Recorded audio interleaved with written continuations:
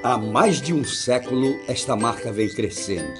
Crescendo, crescendo, salvando gente, crescendo, vivendo solidariedade. Crescendo, crescendo, na guerra e na paz.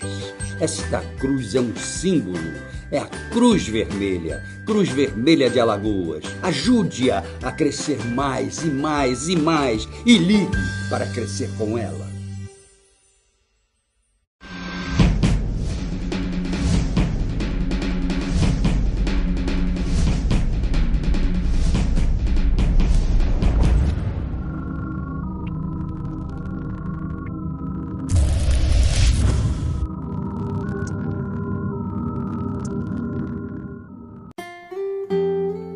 Brinde seu sonho com excelência.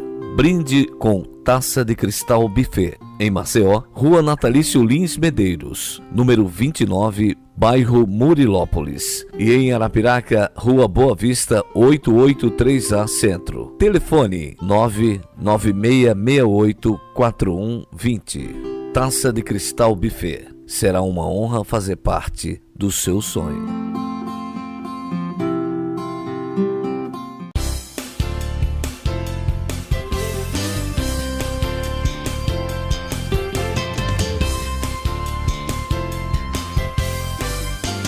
Alô, meus amigos, de mais um bate-papo com o Geraldo Câmara, coisa boa. Hoje nós vamos falar de um assunto muitíssimo interessante, porque é diferente. Quantas vezes você já fez exame de sangue, por exemplo? Aí disseram para você, olha, para fazer esse exame você tem que ir em jejum. Tá, tudo bem. Mas que jejum? 12 horas de jejum, meu Deus do céu, não pode beber nem água. E por aí vai. Eu disse, não é possível uma coisa dessas, etc. Eu estou tendo um enorme prazer de receber hoje aqui a doutora Sofia Acioli, que é médica de patologia clínica. E ela vem falar sobre essa questão, dentre outras coisas, sobre essa questão de flexibilização do jejum para exames. Sofia Acioli, que prazer recebê-la. O prazer é todo meu, né? E eu quero agradecer essa oportunidade para estar falando aqui desse assunto que é novidade, né, e que tem causado tanta polêmica. Mas eu quero lhe dizer que a oportunidade é minha e dos nossos telespectadores de ter você aqui. Obrigada. E principalmente com um assunto que realmente é uma polêmica danada. Afinal de contas, a gente tem que fazer jejum ou não tem que fazer jejum? Pois é.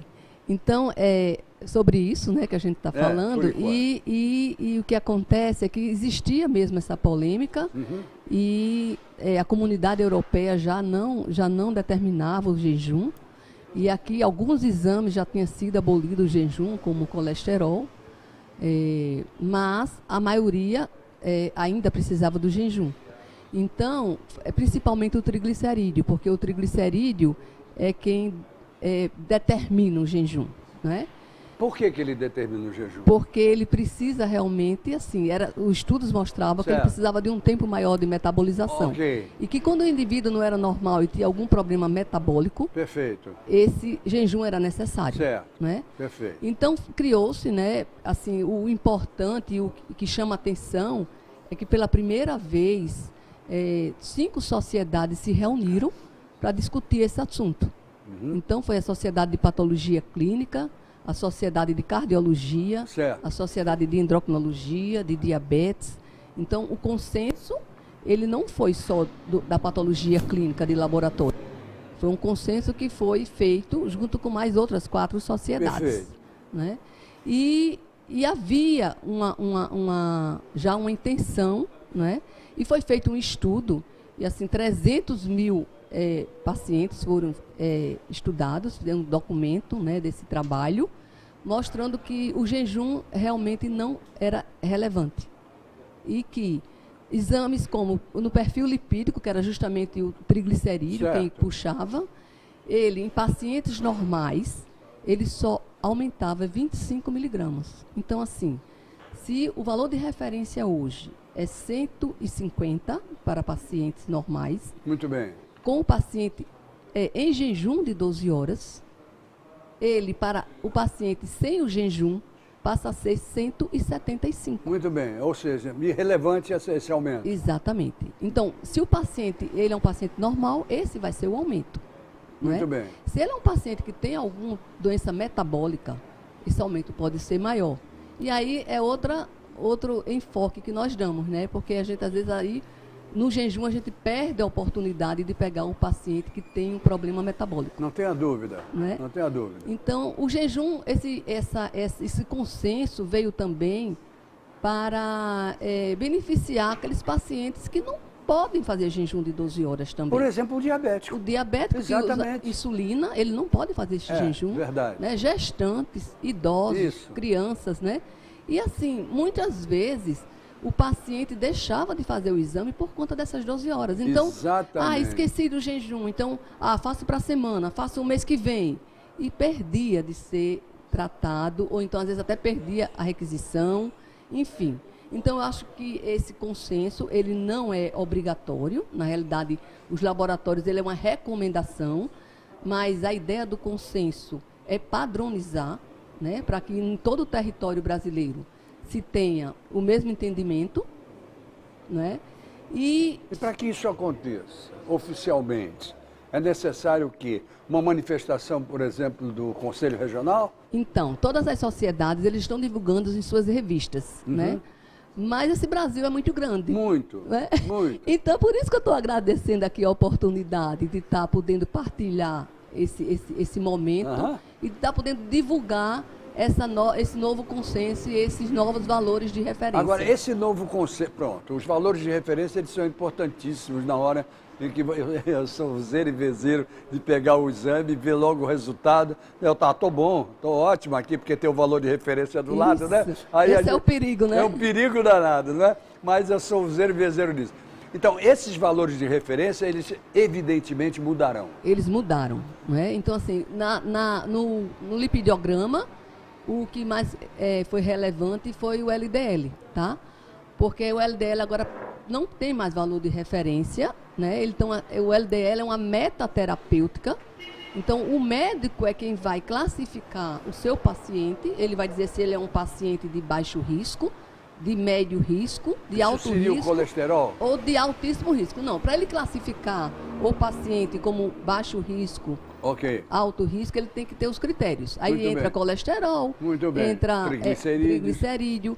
entra hipertensão, Perfeito. diabetes, história familiar. Então, o médico é quem vai dominar isso. Então, ele é quem vai dizer qual é o LDL que ele deseja como metaterapêutica para o paciente. Ah, muito bem. Então muda todo um conceito. Então, muda um conceito. Quer dizer, ele que conhece o organismo do paciente, Isso. sabe quais são as doenças Ele que tem ele os tem. critérios que tem ele os vai critérios. definir, né, se o paciente se encaixa naquele critério. E aí a gente mudou os valores. Por exemplo, o LDL, como você disse, olha só, estou ótimo, Aham. né? Mas o LDL, ele para paciente de baixo risco, ele é desejável menor que 130. Muito bem. Para o paciente de razoável risco, de moderado risco, é menor que 100. Muito bem. Para pacientes de alto risco, ele é menor que 70. Ô, Sofia, me diga uma coisa. Eu estou conversando com a médica Sofia Scioli. Me diga uma coisa. No caso, por exemplo, dos diabéticos, Sim. né? Então você tem um exame que você faz em jejum, né? E que lhe dá uma medida cuja variação vai de 90 a 99, se não me engano. 70 a dentro do 99, normal. isso. 70 a 99 Isso. está dentro do normal. Isso, não é isso? isso. Se estiver acima disso, não está. Mas você tem um outro exame chamado glicado. Isso. Que você toma uma Então. refeição e vai fazer o exame 2 horas depois. Não, esse, na realidade, o glicado, esse aí é o pós-prandial, né? É o destrozol. Isso. Hoje, por exemplo, a gente diz que precisa-se do jejum de 8 horas para glicose, para Sim. diagnóstico de diabetes. Mas se você já é um diabético Ah, tudo bem. e você já é diagnosticado, Pra quê? você não tem necessidade. Então, qual é a opção e que hoje está se estudando já e já está se adotando, que o exame ouro pode ser a hemoglobina glicada. A hemoglobina glicada é um exame que não necessita do jejum e ele dá uma informação muito melhor do que o jejum, porque ele dá uma informação de uma média de sua glicose de 90 dias. Então, existe aquela coisa, né, que às vezes o paciente se prepara para fazer o exame, né? Exato, Então, hoje eu vou fazer um jejum, meu exame vai... E, na hemoglobina glicada não acontece, não. né? Porque você vai ter aí uma média dos seus 90 dias aí. Muito bem. E aí você vai ter um exame que tem um valor melhor para acompanhamento do diabetes. Até porque você está se alimentando normalmente. Exatamente. Chega e faz o exame. Qual é a valia, por exemplo, no exame de diabetes, da famosa picadinha que você tem um aparelhozinho para medir? É um exame de triagem. Eu acho que ele é um exame que é para acompanhamento também do diabético. O diabético, ele tem necessidade de ter esse acompanhamento. Mas ele pode fazer comendo ou não comendo a qualquer hora? Como é? Sim, porque ele vai ter os valores dele. Ele sabe que os valores que ele pretende atingir também, né? Porque se você faz um exame de jejum, você precisa de 8 horas até 99. Verdade. Se você faz um exame 2 horas pós-prandial, ele pode ser menor que 140 e não significa que você tenha diabetes. Perfeito. E a qualquer hora do dia, se ele der 200 menor que 200, ele também não significa que você tem diabetes. Esse é o negócio. Quer dizer, a tradução precisa ser mais bem feita. Exatamente. Não é isso? E para cada paciente, ele tem o nível terapêutico dele. Isso. Então as coisas mudam em função daquilo que o médico também deseja, do que conhece do organismo dele. Eu conversava ainda há pouco com um médico nefrologista, né? Ele falava da importância dos rins, etc, etc. Se alguém tiver uma doença renal, isso influencia patologicamente em resultado de exames? Sim. Sim. Tem os exames que são patognomônicos, são os exames que são característicos, ureia, creatinina. Isso, exato. Né? E eles alteram, sim, com alguma insuficiência. Com uma insuficiência renal. Isso. Muito bem. E podem alterar os valores, por exemplo, de glicose, etc, etc? Não. Agora, sim, sempre tem uma doença atrelada à outra, né? Então, assim, às vezes a insuficiência renal já vem de um diabetes que provocou insuficiência renal. É verdade. Então, às vezes acontece que o diabético, ele sempre tem uma outra patologia associada. É porque puxa, uma coisa puxa a outra. Exatamente. Não é? Na verdade, os acompanhamentos no que diz respeito a assuntos laboratoriais e patológicos, de modo geral, eles têm que ter uma certa frequência, não tem? Tem uma frequência. Existe aí um estudo e um dado que 70% dos diagnósticos são dados em cima dos resultados laboratoriais. Muito bem. Né? E a outra coisa é essa coisa de você poder se antecipar a doença, né? Exatamente. Que é preventivo. Isso, né? aí é que eu estava lhe provocando, era exatamente nisso. Ou seja, a patologia ela é de uma importância fundamental para o diagnóstico precoce também. Exatamente. Não é? Então tem que haver o quê? Aquele estalo assim, não, vamos fazer uns exames disso ou daquilo. Nem sempre o médico está certo, mas também pode estar errado. E aí você pode estar evitando, né, um tratamento mais invasivo. Verdade. Né, uma coisa mais adiantada, você pode estar pegando no começo e estar resolvendo sem grandes problemas. Muito bem. Eu vou pedir licença a você para ir até os nossos comerciais e a gente volta já, continuando com esse assunto. Está bem? Tá bom. Estou entrevistando com o maior prazer a médica Sofia Scioli, que é expert em patologia clínica. Lembrar vocês do Lar Steel Frame, essa nova maneira de construir, para você bem rapidinho. Algás Conforto, a lojinha que não vende nada da Algás, mas ensina você para que serve o gás encanado. A Ecoprime é lá no Passeio Estela Maris, viu? A Ecoprime, que lava o seu carro com meio litro de água, só na Deputado Zelage, logo depois do Palato, e te entrega o carro, zerinho. O buffet Taça de Cristal, e hoje, excepcionalmente, estamos fazendo um bate-papo aqui no Taça de Cristal Comedoria, que é o novo produto deles. E diz que o churrasco daqui é para vagabundo nenhum botar defeito, né, velho? Diz que o negócio não vai ser brincadeira, não. Então, vamos experimentar esse churrasco a qualquer hora, né, Júnior? Não, você não pode não, que já está precisando fazer uns exames, viu? Vou falar com a doutora Sofia para fazer uns exames em você. Não é brincadeira, não. Você está muito gordo para o meu gosto. Bom, a Bodega do Sertão e o Filé do Zezé, onde a gente divide o bate-papo com o Geraldo Câmara. Voltamos já.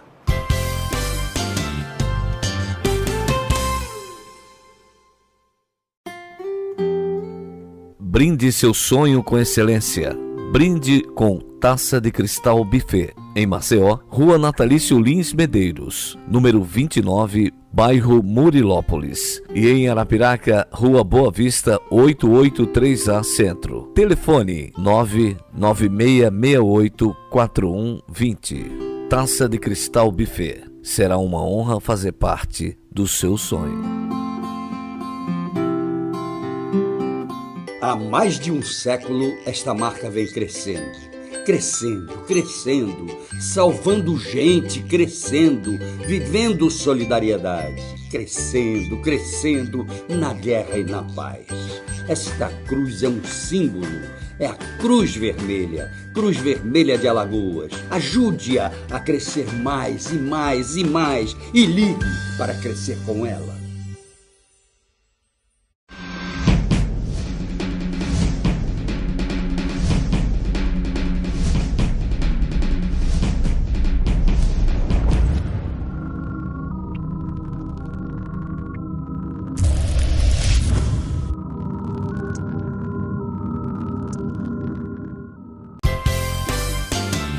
Bom, voltamos ao nosso bate-papo com o Geraldo Câmara de hoje, conversando com a médica Sofia Acioli. Patologia clínica é a especialidade dela, eu considero uma das especialidades mais importantes que existem. Eu tive um problema, minha cara Sofia, com uma pessoa da família, eu não vou dizer nem onde, nem como, mas tive. Onde foi feita uma biópsia de um determinado lugar, e foi constatado num laboratório conhecidíssimo aqui que tinha nada, não havia nada, problema nenhum. O médico, oncologista, disse, não gostei do resultado. Eu quero que seja retirado o material daquele lugar e colocado num outro laboratório, deu o nome do laboratório, assim. Feito isto, e fui eu pessoalmente quem fez, levei, foi constatado que a pessoa tinha um câncer. Aí eu pergunto a você, qual é o nível e em que circunstâncias a patologia pode errar? Nesse caso, eu digo sempre que biópsia é um material nobre, não é? Certo. Então, uma vez ele retirado e ele estudado, ele é único. Se você perde aquele material, Muito bem. Você não tem como fazer novamente, nova Muito coleta, bem. tipo, Isso. o sangue não foi pouco, ou você precisa fazer uma nova coleta, tudo bem. Mas na biópsia não, é diferente. Não, é diferente. Agora, eu entendo nesse caso, né, onde você está me relatando, se fosse um estudo na mesmo material coletado primariamente, a gente poderia ter aí um resultado mais... Foi no mesmo material. Então, assim, se foi Coletado outro em material... Não, o mesmo material. Porque o médico exigiu que eu fosse lá e pegasse o mesmo material e trouxesse para o outro laboratório. Para que fosse feita uma outra biópsia dentro do mesmo material. Isso ele fez questão. Então, o preparo desse material, ele é feito em bloco de parafina.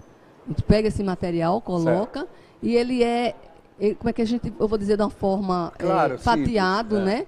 E ali ele é estudado. Perfeito. E aí, pode acontecer de nesses cortes, a célula não ir. Muito bem. Né? Então, quando você pede novamente para reavaliar, você entrega o bloco, entrega a lâmina, né?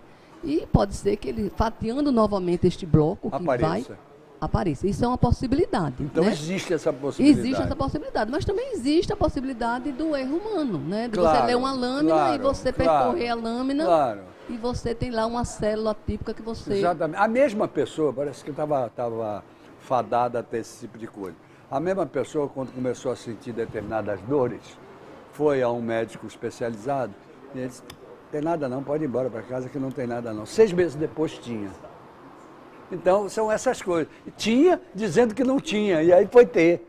Pois é. Vai entender. Então, né? veja bem, eu lhe fiz essas perguntas propositadamente, para que a gente passar para o telespectador o quanto é importante o patologista. Isso. Como ele é importante. E a segurança do paciente. A segurança do paciente. Que esse tem sido um grande foco, né? A gente tem a acreditação do PALC, que é uma norma que ela é específica para laboratório clínico, ela é nacional. E o foco dela é exatamente esse, a segurança do paciente. É você assegurar, ter toda uma rastreabilidade, né? De de quem foi que fez a coleta, de quem foi que processou o exame, de quem foi que liberou o exame, Aquele exame, uma biópsia, se ela for negativa, ela tem que ser guardada por 5 anos.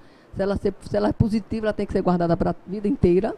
É mesmo? Isso. Eu não sabia desses detalhes. Por isso que você vai lá e você busca para poder revisar. É uma espécie de banco? De banco, exatamente. Exatamente. Você tem a vida daquela pessoa na mão. Exato. É e a isso. gente tem toda a responsabilidade de guardar todos esses dados rastreáveis, né?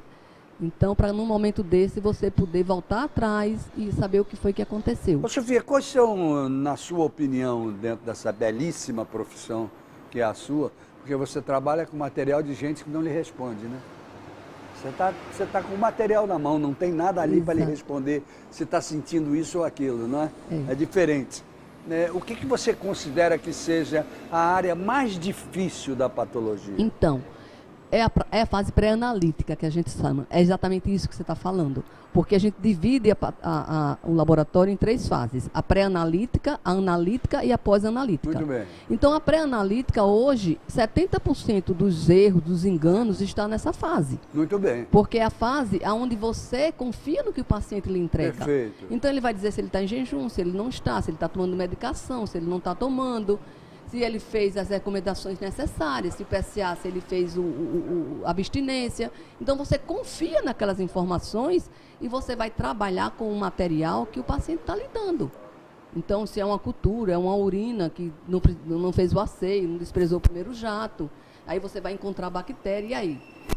Essa bactéria é uma infecção urinária porque faltou o asseio, faltou as instruções Aliás, ser foi seguidas. muito bom você falar nisso aqui, porque eu nunca me perguntei por que para um exame de urina você não pode botar o primeiro jato, é o segundo. Tá, eu vou explicar. É porque é o seguinte, a urina por si só ela é estéril, ela não tem que ter uma bactéria. Ok, Mas quando ela sai da bexiga, ela se exterioriza, ela tem que passar pela uretra, perfeito. né? Do homem e da Isso, mulher. Isso. E na mulher, a vagina, ela tem bactéria, ela tem Certo. que ter bactéria.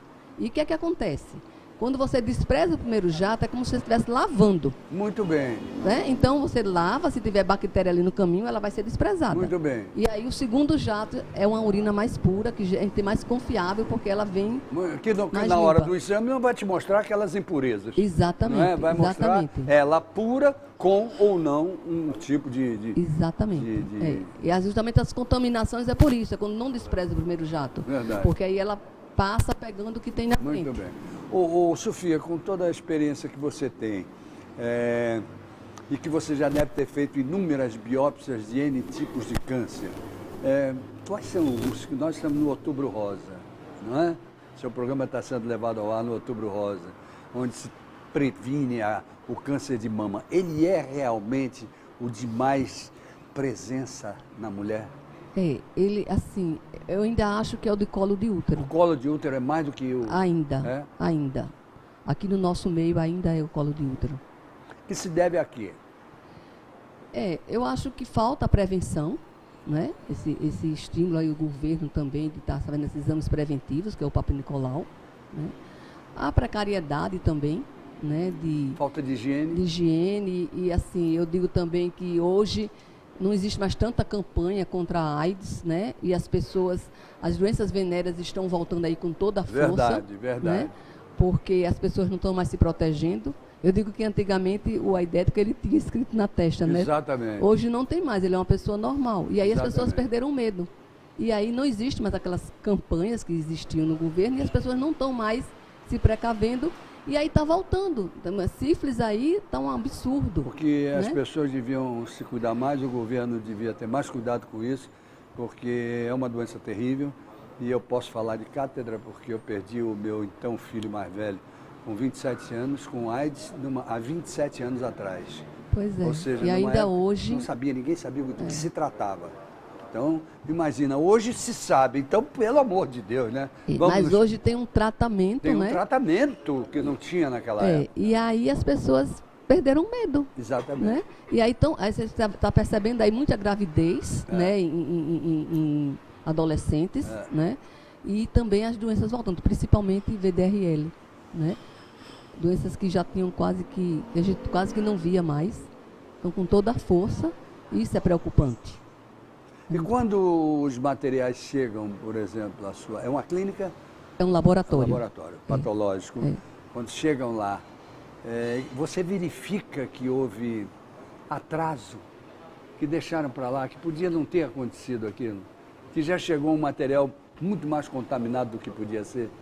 Sim, acontece. Acontece, né? Acontece que, às vezes, é esse a preocupação, né, do laboratório, ele está fazendo esse preventivo.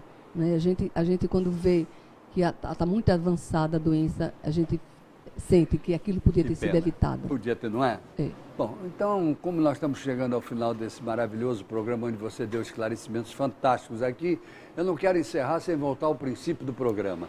A flexibilização do jejum, mais uma vez. Explica para o nosso público telespectador como é a história, se ele já pode exigir, se ele pode dizer ao laboratório, não vou fazer jejum porque não é por aí. Conta para ele. Tá, então é isso, a normatização, ela diz que é recomendação, né? Então cada laboratório fica livre para adotar o critério dele. O laboratório? Sim, mas o laboratório. Ele pode exigir. Mas ele pode exigir. Então assim, o paciente chega lá, o laboratório que está atualizado, que está à frente, ele já está com esses valores de referência, né? E o paciente, ele pode chegar lá e ele pode dizer, mas meu médico falou que não precisa de jejum. E o atendente tem que estar sabendo disso e pode atender. Agora, se o médico fala, não, eu quero que o meu paciente faça o exame, o triglicerídeo em jejum, a gente também tem que atender o médico. Tudo bem. Então a gente vai atender o médico. Mas assim, a tendência mesmo é acabar com o jejum. Muito bem. E o grande desafio é justamente comunicar essa mudança para os médicos, para os clínicos, né? Esse Brasil aí é muito grande. Verdade. Né? E essa é a dificuldade da gente estar chegando a todos, mas não é uma coisa que está por vir, né? Na realidade já existe, já está aqui e muito já bem. está acontecendo. Próximo exame eu vou dizer que eu quero em jejum. Ou eu quero sem jejum. Muito obrigado por você ter vindo. Sabe por que eu gosto dos meus programas? Porque traz gente como você. Obrigada. Que ensina ao público telespectador coisas que ele não está acostumado a ouvir. Então obrigada. É muito bom esse tipo de esclarecimento. Muito obrigado por ter vindo. Eu quem agradeço essa oportunidade. Como diz, a gente tá aí, a oportunidade foi nossa. Toda mudança tem uma adaptação, né? Claro. E a gente está nesse período de adaptação e precisa divulgar. Okay. Muito obrigado. Use e abuse do programa da gente. Muito obrigada. Bom? Tá. Muito obrigado a vocês também que estiveram conosco até agora. Até amanhã, se Deus quiser, com mais um bate-papo com o Geraldo Câmara. Ele mandou dizer que quer, hein? É ele que manda, então quando ele manda, o encontro está marcado.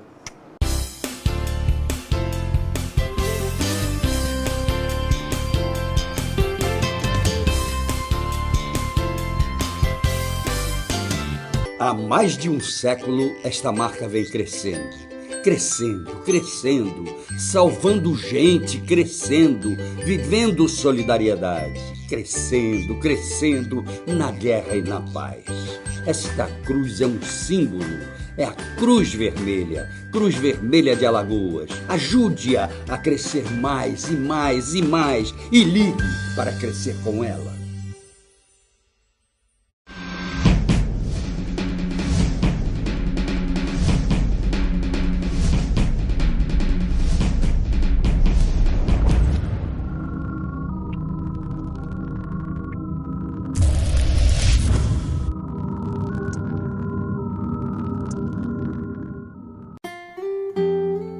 Brinde seu sonho com excelência.